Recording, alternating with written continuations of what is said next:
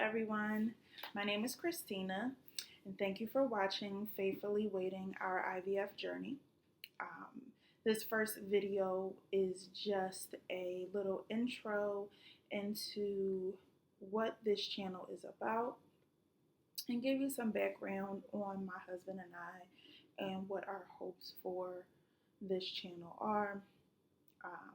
And hopefully be an inspiration to those that are going through similar situations that we're going through currently. So, just to give you a little background, me and my husband have been together since 2011. We got married in 2016, July 21st, 2016 to be exact. And we have been on this journey actively for, I would say, maybe 3.5, 4 years, or maybe more. He'll say we've been on this journey for about 7 years, but with the fertility treatment and doctors and things of that nature, I would say about a good 3.5, 4 years. So, um, like I said, we got married in 2016. About 6 months after we got married, I found out that I needed to see a specialist because I just wasn't getting pregnant. And, after years of my doctor saying that, it'll happen, I just didn't see any light at the end of the tunnel. So one day I made an appointment with my doctor, just a normal OBGYN checkup, and she wasn't available. So her nurse practitioner took me as her patient for the day. And before she even started the exam, her first question to me was, "Do you want to have children?" Mind you, I've never met this woman. This was my first time having an appointment with her. So I thought that was kind of odd because that's always been a running topic when I go to the OBGYN is, why am I not pregnant? So when she asked me this question, it took me back a little. And I said, of course, like, I'm married now. Like, you know, that's usually the next step is to start a family. So, of course, I want to have children. And she said, well, I've been looking over your file, and I really think that you need to see a specialist. She said, at your age and with your health, you should have gotten pregnant by now. So she explained to me that the first steps to being diagnosed or starting the process for fertility treatment would be to get my fallopian tubes checked to see if there's any blockage, because that is a very common issue. And just going to adjust the screen a little bit to get the right angle. So she wanted me to get my tubes checked, and she also wanted my husband to do a semen analysis because there could be male factors involved as well. So we both scheduled our appointments, and I will tell you, the test that you have to get for checking your tubes for me was very painful. It's called an HSG. I've always had trouble pronouncing the actual word for it, but for short, it's HSG. So basically, what they do is they take iodine, put it through your fallopian tubes, and see if it spills out. And they did that test for me, and there was no spillage out of either fallopian tube. So they immediately said, you need to see a specialist because this is most likely the reason why you're not getting pregnant. My husband did his semen analysis. Everything with him was fine. So the plan of attack was get the HSG. We got that done. Get the semen analysis. That got done. And see where we go from there. So once we found out the issue, they gave us some referrals for different fertility clinics and said, just make an appointment, do a consultation, and go from there. So I made an appointment with the most popular, I guess you could say, uh, fertility clinic that my doctor's office gave me. And in the beginning, everything that they were saying was very hopeful. Like, we'll just get a lot of like MRIs and things like that done to see what our plan of attack is. But from what we can see, most likely you'll have to do IVF. And they gave us the pricing for it, which was something that was not affordable for our budget at the time, and still isn't, to be honest. And we just said, okay. They said, you need to lose about 44 pounds and come up with $23,000 and we can start IVF. And I said, okay. And walked out of the office very discouraged because I knew that, for one, it's very hard for me to lose weight because, let's be honest, food is good. So I struggled with weight loss for years, and for them to just say, just lose 44 pounds and you're good to go, that was hard for me to hear. So, and then of course, coming up with $23,000 just wasn't something that we were able to do. So we decided to take a step back and, just take a breather, because from the time we got married, July 2016, until then, it was just like ongoing, like doctor's appointments and, procedures and things like that. So we said, let's just take a break. Let's plan our honeymoon, because we didn't get to go on one right away because I had just gotten a new job. So let's just plan that and, just take a breather for a minute, and we'll revisit it after we come back from vacation. So, come back from vacation, and I decided that I wanted a second opinion, because I just felt like that couldn't be the only option. So I found this wonderful doctor that I'm currently seeing now, and she was amazing. Not only did she look into why my tubes were blocked, but she also looked into other things that I was concerned about, which was painful periods and, having heavy bleeding and things of that nature. So she wanted to make sure that first I was healthy before we started the process to try and have a baby. So she found that I had 6 fibroids and a cyst on my ovary, and she diagnosed me with endometriosis. And endometriosis is basically the lining of your uterus growing on the outside, and it can spread to your other organs. It can cause a lot of pain. A lot of women suffer from it. Most of the time it's misdiagnosed because people just think, oh, you have, cramps during your period, which is normal.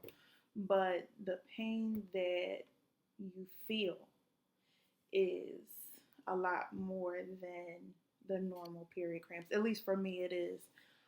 Because even when I'm not on my cycle, I just one day I'll wake up and I'll have cramps that make me not want to get up out of the bed. But so now when she diagnosed me with endometriosis, we knew exactly what it was and how it can be treated. So with the fibroids and the cyst, she really didn't want to do surgery right away, which is normally the plan of action for fibroids and cysts, is to remove them. She wanted to try a different approach before doing surgery, which was doing Lupron injections. And Lupron is basically, in my opinion, and what I went through, it basically puts you into menopause, so to speak, because it stops your period. You get hot flashes, you go through like the emotional changes, And like I said, to me, it's like going through menopause because you get the luxury of not having a period, but you also have the hot flashes and emotional ups and downs. So I did that for about 9 months, and we did ultrasounds and um, blood work and things of that nature. And she's decided that we needed to do surgery. So she went in and removed the cyst and the fibroids. And what she found was very interesting to me. What she found was that my fallopian tubes were not blocked and that there was a possibility of being able to conceive a child. But now we need to figure out what the issue was. So, you know, we, in the beginning, like I said, my husband had a semen analysis and everything was fine. But what we did during the time that I was doing like my Lupron injections, he would do a semen analysis and sometimes it wouldn't come back so great. So we found that there were male and female factors that was causing me not to be able to get pregnant. So my doctor did say that IVF is basically the way for us to go because at this time, it's not happening and it's something that we really want, and IVF will most likely be the best option for us right now.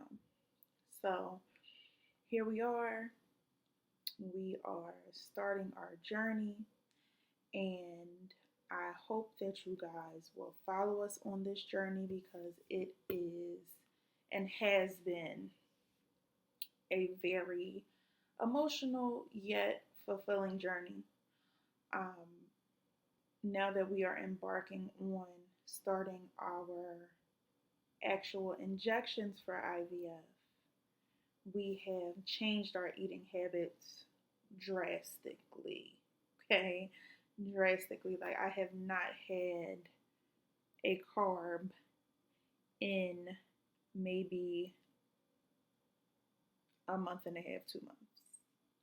And I love my carbs. Okay? Love my carbs. My husband loves his sugar, and he has not had much sugar, if any, in a month and a half to 2 months. But we've been enjoying it. Like, we've been trying new recipes, or mainly me, because my husband is a very picky eater. So I've been trying a lot of new recipes, and I've done a lot of research before we've gotten to this point.